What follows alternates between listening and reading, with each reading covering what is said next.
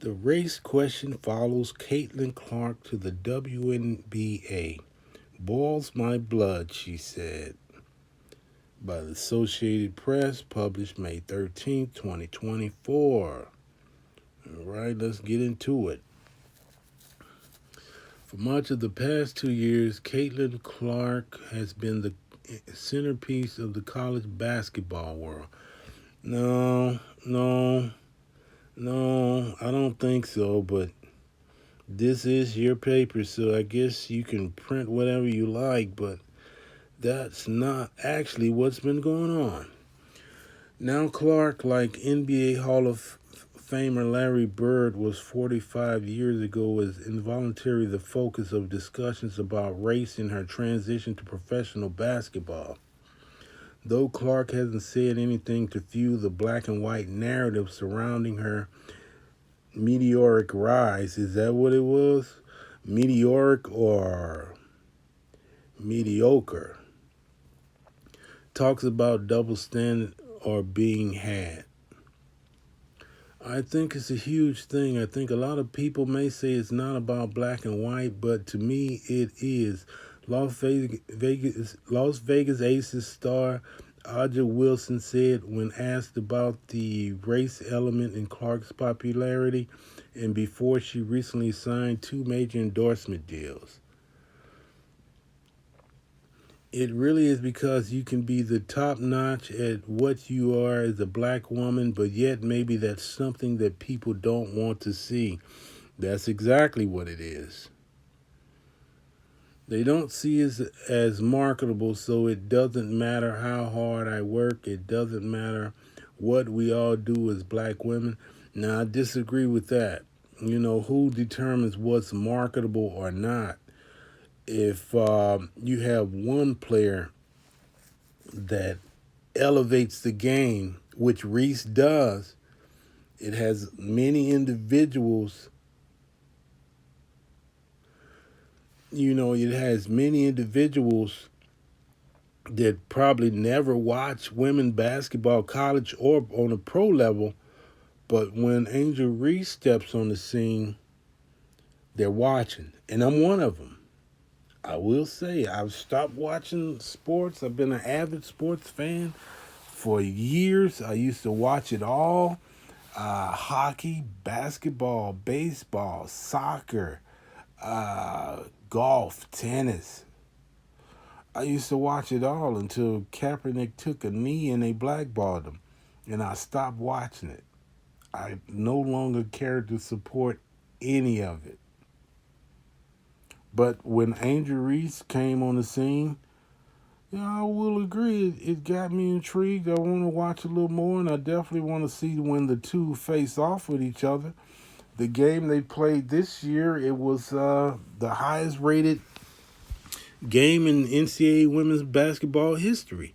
And you just can't say that was because of one player, but I believe it was actually both of them because of what happened when LSU won that title, when Caitlin Clark got that ass spanked. How about that? All right, let's continue with the story. I gotta throw my little 2 cent in because this article is not gonna really tell it like it is. Now, where was I?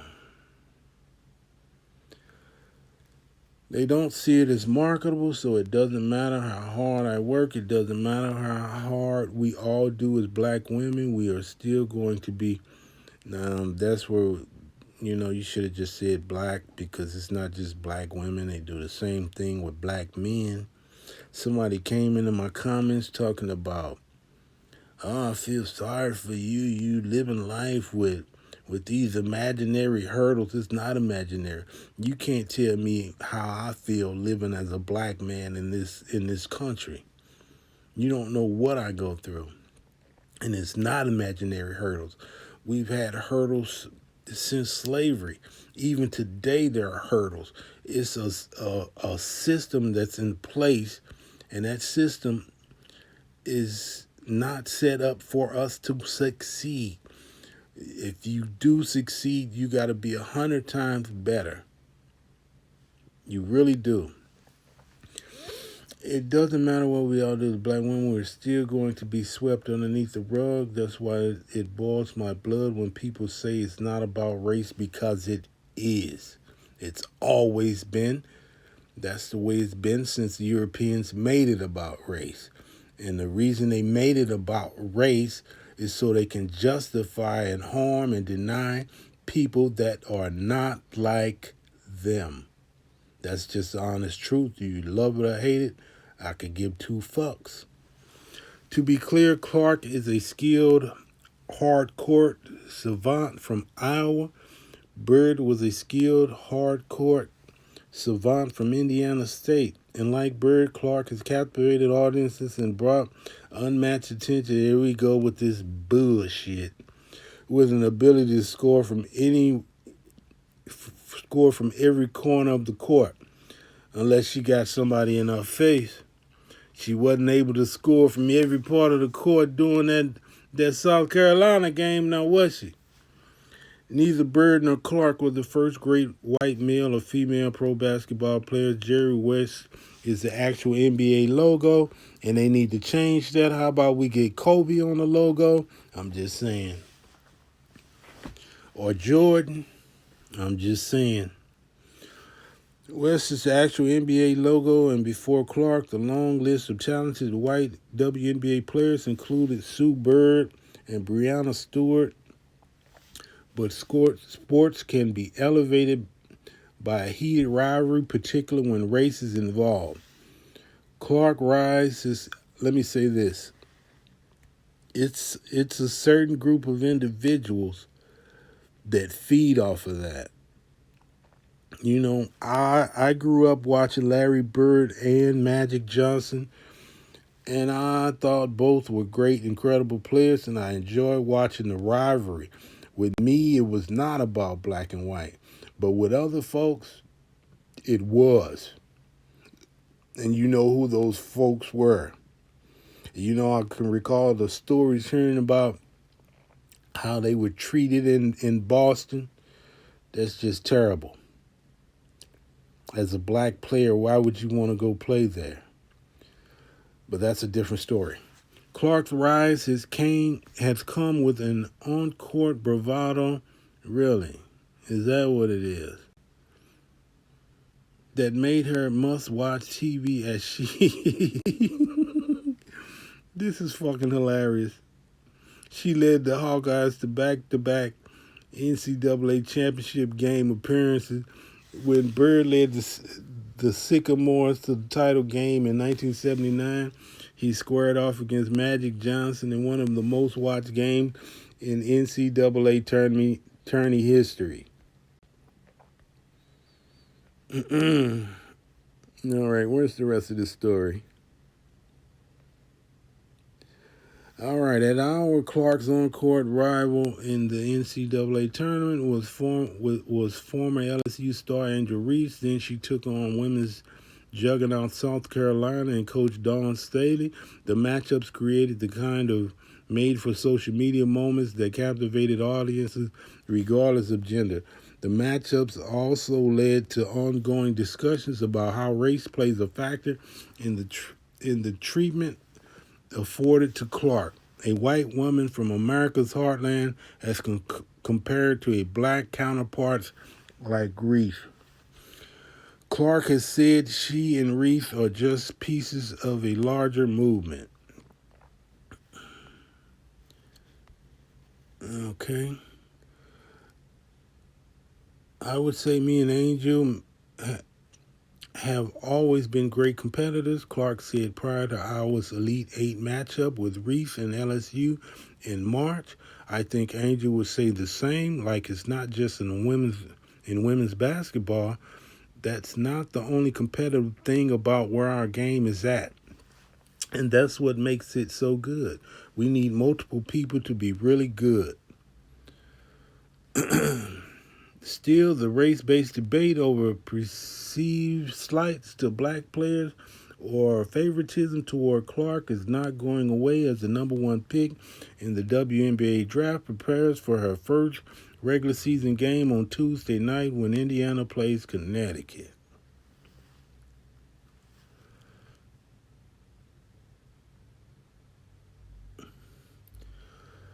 I think new fans or maybe returning fans to women's college basketball have been drawn in part because of Clark. Really, that's just your opinion.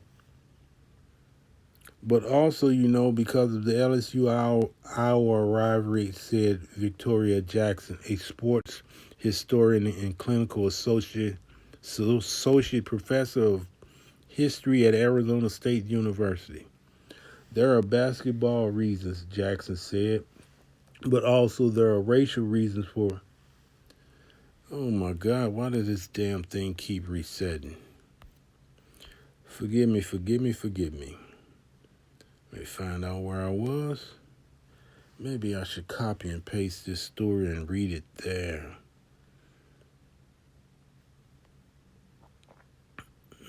Was I right here, Indiana, Connecticut? I think new fans or maybe returning fans to women's college basketball have been drawn in partly because of Clark, but also, it's because of LSU Iowa rivalry. That's the main part right there. It's not just one person. Like I said, Clark didn't win any title. It's the rivalry between the both of them. And mainly Angel Reese shutting her down. There are basketball reasons, Jackson said, but there are also racial reasons for why Clark has been able to kind of break off into completely different stratosphere from players that came before her. Because of the perceived double standard, nearly everything involving Clark's get questioned. Clark's first WNBA preseason game was screened, but Reese's was not. Clark's gets an endorsement deal. Other established black stars, not so much. I agree with that. 28 million for what? You didn't win a title, but yet you got two championship winners on the Chicago Sky, and both of them are gorgeous, might I add. If Reese talks trash, it's viewed as unsportsmanlike.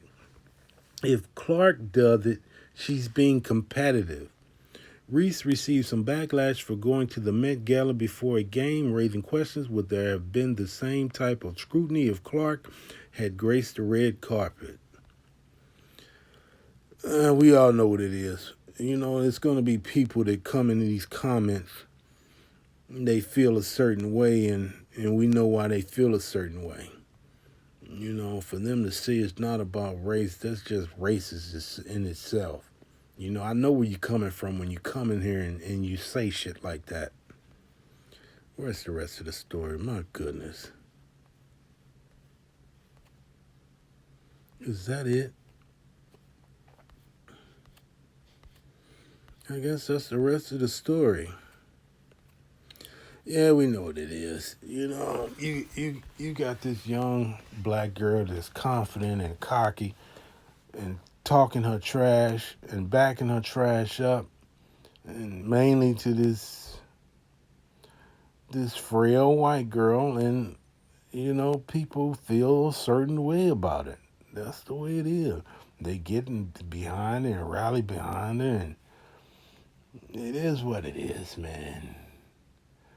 But time will tell who's the best. We shall see. I don't think Caitlin Clark's gonna be as great as people are saying she is in the WNBA. For one thing, she's gonna have a target on her back. She coming in with a $28 million Nike shoe deal. Oh man, those women on the court are gonna be looking to bust her ass every chance they get. Trust me and please believe that is coming. They're gonna be fighting in the locker room about who gonna guard her. Nah, I want her. All right, let's try to finish the rest of this and close it on out. All right. All right, where are we at? The deal Clark struck. Okay. The deal Clark struck with Nike will reportedly pay her $28 million over 8 years, making it the richest sponsorship contract for a women's basketball player, and it includes a signature shoe. Before Wilson's announcement Saturday, the only other active players in the WNBA with a signature shoe were Ellendale Dawn, Sabrina Ionescu, and Stewart, who are all white. The perception extends beyond endorsement. While Clark's preseason debut was available on WA League Pass streaming app, a a post on the X platform from the WNBA incorrectly stated that all games, including the debut of Reese and fellow rookie former South Carolina standout Camila Cardoso for the Chicago Sky, would also be available. So a fan in attendance at the Sky's game live streamed it, and it received more than 620,000 views. It probably got more than that. It probably was shadow banned and people couldn't find it, or they wasn't showing the actual numbers in there. But I guarantee you, it probably was a couple of million watching that game if they couldn't stream it. In the apology post explaining why the Sky's game wasn't also available, the WNBA said Clark's game was available as part of a limited free preview of its streaming app. There are also have been racial components to how Clark is treated on social media as compared to others, most notably Reese.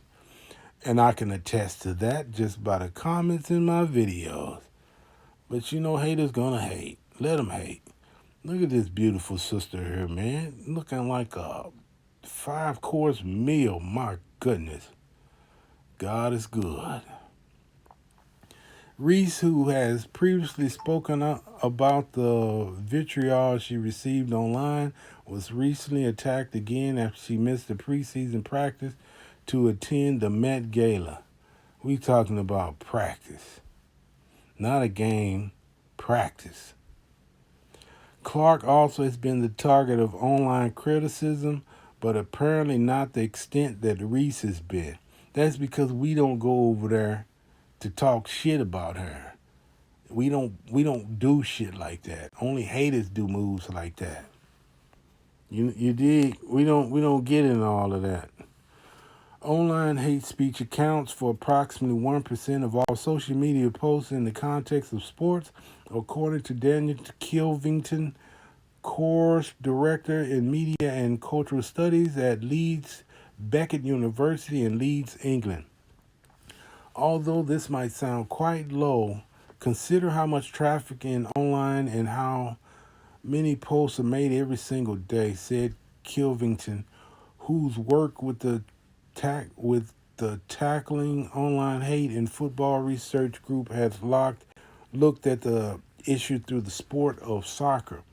1% is therefore 1% too high, as athletes are primary targets of hate speech, harassment, and death threats simply for playing the game they love. Amen. And we got a lot of that here. It's probably more than 1% here. But as Clark's popularity grows, so will the debate. Jackson believes it's a good time to openly have discussions about it.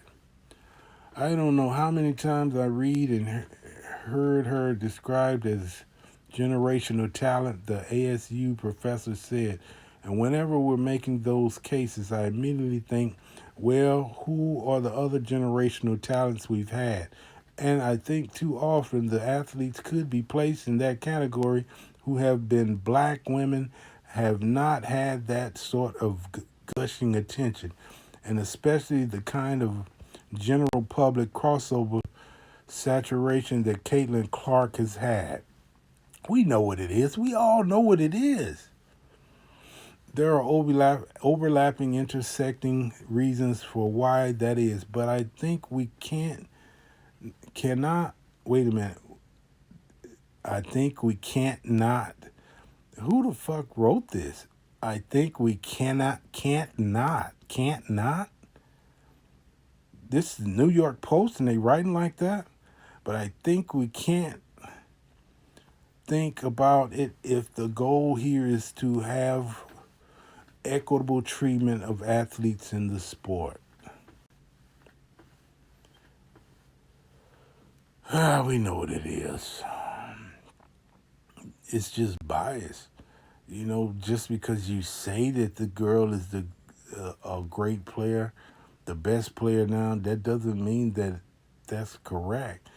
You know, I seen, well, she got the scoring title, and okay, Okay, let's judge the teams she played and put those numbers up against. LSU is what, in the SEC, I believe? Much tougher conference. Okay. I mean, there are many attributes in that. So, yeah. But anyway, we'll go ahead and drop this. And let the haters do what the haters do. And I will respond to you bitches.